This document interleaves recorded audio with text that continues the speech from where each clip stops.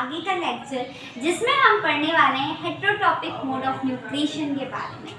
Last topic में हमने autotrophic mode of nutrition, photosynthesis, कैसे क्या चीज़ें होती हैं, कैसे ग्रीन प्लांट्स खुद खाना बनाते हैं, क्या बाय प्रोडक्ट्स होते हैं, क्या सारी चीज़ें होती हैं, वो सारी चीज़ें हम लास्ट लेक्चर में ऑलरेडी पढ़ चुके हैं। प्रीवियस क्लासेस में न्यूट्रिशन का जो भी इंट्रोडक्शन था, क्या चैप्टर में पढ़ना है, व्हाट आर लाइफ प्रोसेस, सारी चीज़ें हमारी कंप्लीट हो गई है और आज से हम शुरू करने वाले हैं that is heterotrophic nutrition, heterotrophic mode of nutrition. Okay, तो autotrophic mode of nutrition is जब जो ऑर्गेनिज्म है वो अपना खाना खुद बना रहा है, सेल्फ, है ना। लेकिन अगर जहाँ हम हेटेरोट्रॉपिक मोड ऑफ न्यूट्रिशन की बात करते हैं तो heterotrophic mode of nutrition is a nutrition in which organism is not capable of making its own food. वहाँ पे ऑर्गेनिज्म जो है वो अपना खुद खाना खुद बनाने के लिए कैपेबल नहीं है, इसलिए वो किस पे डिपेंड है, autotrophs depend on autotrophs for nutrition directly और इनडायरेक्टली। डायरेक्टली और इनडायरेक्टली हेटेरोट्रॉपिक ऑर्गेनिजम्स जो होते हैं वो किस पे डिपेंड है, ऑटोट्रॉपिक ऑर्गेनिजम्स पे डिपेंड है। व्हाई?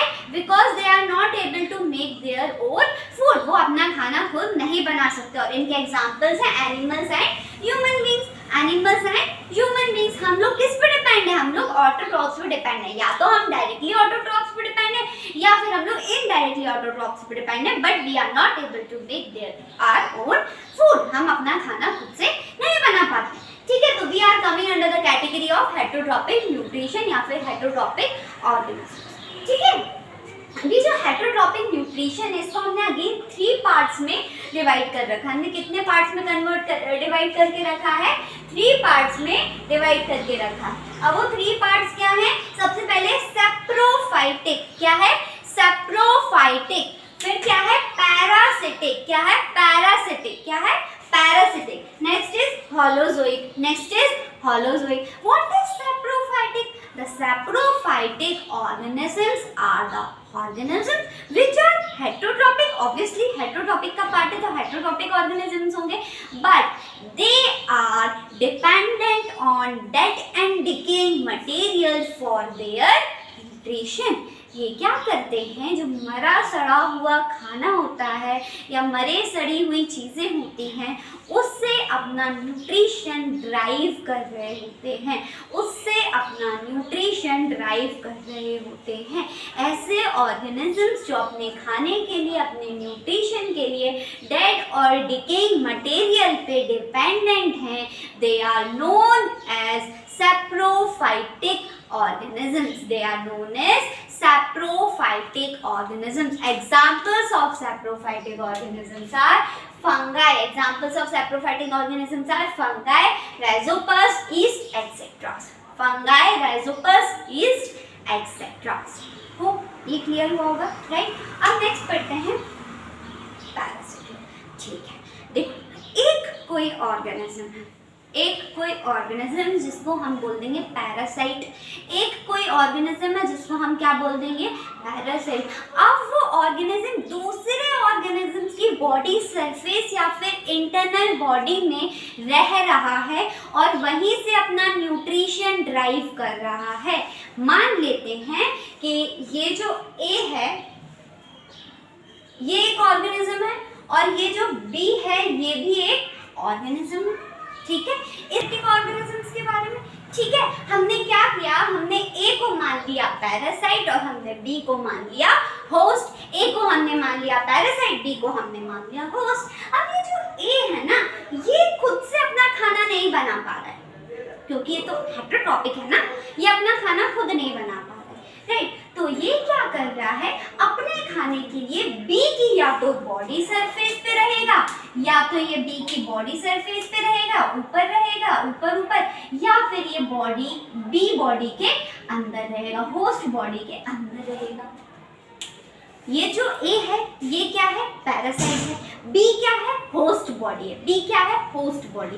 अब ये जो ए है ये अपना खाना खुद नहीं बना सकता है ना, because it comes under the category of heterotrophic, है ना। तो ये क्या कर रहा है, अपना खाना खुद तो नहीं बना पा रहा है, तो ये क्या करेगा, बी वाली बॉडी मतलब होस्ट बॉडी की या तो सरफेस पे रह के सर्वाइव करेगा या उस बॉडी के अंदर सर्वाइव करेगा और अपना न्यूट्रिशन ड्राइव करेगा। मतलब parasitic organisms are the organisms those are dependent on the host body for their nutrition. They are dependent on the host body for their nutrition. Examples are mosquito, ticks, cuscuta, etc. Mosquito, ticks, cuscuta, etc. हो यहाँ तक clear हुआ होगा।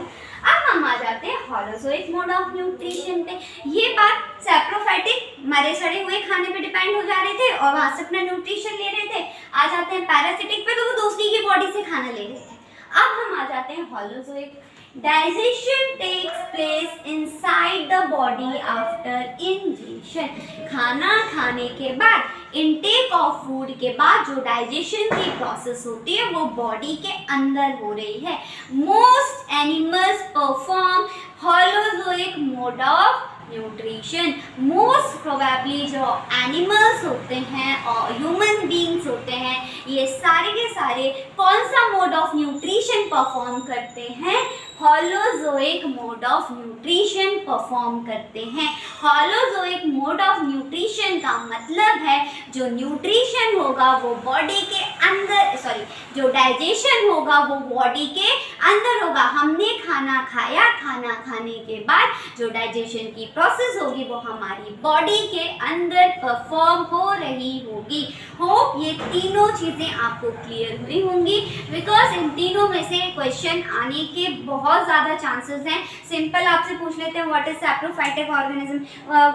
आपको options दे दिए कि इनमें से बताइए कौन सा ऑर्गेनिज्म सैप्रोफाइटिक परफॉर्म करता है, कौन सा पैरासिटिक है या फिर कौन सा हॉलोजोइक। हॉलोजोइक में क्या होता है, कैसे सारी चीज़ें आपसे आराम से क्वेश्चन यहाँ से आ सकता है। नेक्स्ट हम पढ़ते हैं स्टेप्स इन्वॉल्व्ड इन हॉलोजोइक या फिर heterotrophic mode of nutrition.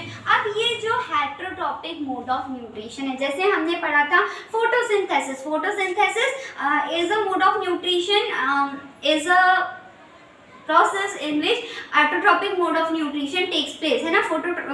Photosynthesis में ऑटोट्रॉपिक मोड ऑफ न्यूट्रिशन चल रहा था, राइट। अब यहाँ पे उसमें कौन कौन से स्टेप्स हो रही थी भाई, absorption of light energy by chlorophyll, conversion of light energy into chemical energy, splitting of H2O मतलब water into hydrogen and oxygen, reduction of carbon dioxide into carbohydrates, ये सारी स्टेप्स हो रही थी, राइट। उसी तरह अगर हम हॉलोजोइक या हेटेरोट्रॉपिक मोड ऑफ न्यूट्रिशन की बात करें तो वहां पे कौन कौन सी स्टेप्स इन्वॉल्व होती हैं, this is for sure exam में आना है, ठीक है। तो कौन कौन सी होती है, सबसे पहले ingestion, digestion, absorption, assimilation, egestion. क्या, ingestion, digestion, absorption, assimilation, egestion. Ingestion, digestion, absorption, assimilation, egestion. Ingestion, digestion, absorption, assimilation, egestion, ठीक है, ठीक है। इंजेशन का मतलब होता है इनटेक ऑफ फूड। सबसे पहले खाना खाते ही तो हो, मुंह में ही तो डालते हो, तो इनटेक ऑफ फूड की प्रोसेस को हमने यहाँ बोल दिया इंजेशन। इनटेक ऑफ फूड की प्रोसेस को हमने क्या बोल दिया, इंजेशन। Next is digestion. जैसे ही आप खाना खाओगे खाना डाइजेस्ट होना शुरू करता है। अभी हम लोग पूरा डाइजेस्टिव सिस्टम पढ़ेंगे, वहाँ पे मैं बताऊंगी कि कितने सारे खाने जो हमारे मुंह में ही डाइजेस्ट होना शुरू हो जाते हैं। डाइजेशन हमारे बगल कैविटी से शुरू हो जाता है ना। तो क्या हुआ डाइजेशन। डाइजेशन की डेफिनेशन क्या होती है, digestion is a process of converting complex food material into simple food material. Complex चीज़ है। आप एक बात बताओ, आपने कोई एक बाइट खाना खाया या कुछ भी आपने खाना खाया, जो बोलस बनेगा क्या होता है वो मैं आपको नेक्स्ट लेक्चर में बताऊंगी, लेकिन जो भी आपने खाना खाया क्या वो डायरेक्टली ब्लड स्ट्रीम से सर्कुलेट होकर बॉडी में एनर्जी दे देगा, नहीं देगा। Why, because it is a complex food material ना। कॉम्प्लेक्स आपके पूरे बॉडी सरफेस बॉडी जो भी ब्लड स्ट्रीम है उसमें सर्कुलेट थोड़ी ना कर पाएगा, ऑब्वियस है ना, एनर्जी की फॉर्म में कैसे सर्कुलेट करेगा। इस वजह से जो कॉम्प्लेक्स फूड मटेरियल होते हैं हमें उनको सिंपल फूड मटेरियल्स में कन्वर्ट करना पड़ता है through the process of digestion, through the process of digestion. Next is absorption. अब ये जो डाइजेस्टेड फूड है इसको एब्सॉर्ब करेगी बॉडी। ये जो डाइजेस्टेड फूड है इसको बॉडी क्या करेगी? एब्सॉर्ब करेगी। क्या करेगी? एब्सॉर्ब करेगी।